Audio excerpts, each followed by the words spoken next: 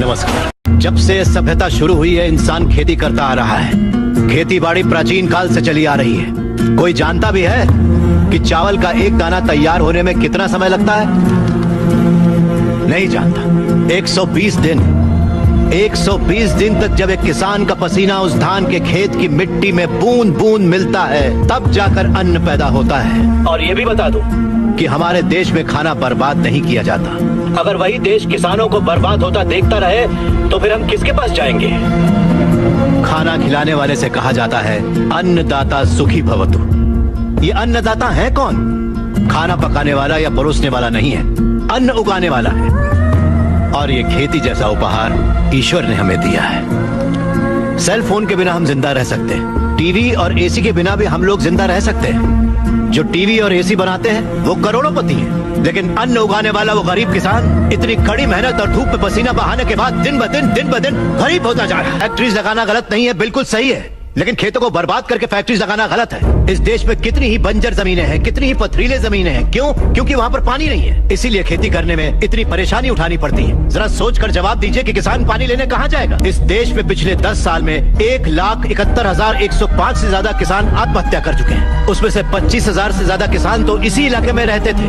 हर आधे घंटे में एक किसान आत्महत्या कर रहा है, ये जानते हैं क्या आप? लेकिन सच्चाई यही है, जहाँ मौत इतनी सस्ती है वो देश कभी आगे नहीं बढ़ेगा सर। तकरीबन 10 लाख से ज्यादा किसान अपना पेट पालने के लिए गांव छोड़कर शहर में मजदूरी करने आ जाता है। जो हमारे देश की रीढ़ की हड्डी है वो बिल्डिंगों में चौकीदारी करता है। जो किसान हमारा भगवान है, अन्नदाता कहलाता है, वही मंदिरों के सामने भीख मांगता फिर रहा है। वादों पर मत जाइए, जमीन पर आ जाइए। एक कॉर्पोरेट में काम करने वाला हजारों करोड़ का उधार लेकर विदेश भाग गया और वहाँ बैठकर विदेशी शराब पी रहा है। सिर्फ 5 या 10 हजार उधार लेने वाला किसान जहर पीकर अपनी जमीन पर जान दे रहा है। इन कॉर्पोरेट्स की काली करतूतों की वजह से हमारी हरियाली जली जा रही है। खेत सींचने वाली नदियां फैक्ट्री से निकलने वाले गंदे पानी से जहरीली होती जा रही हैं। ये मल्टीनेशनल कंपनीज की मशीनें हमारी खेती वाली जमीन पर कब्जा करके उन्हें खत्म करती जा रही हैं।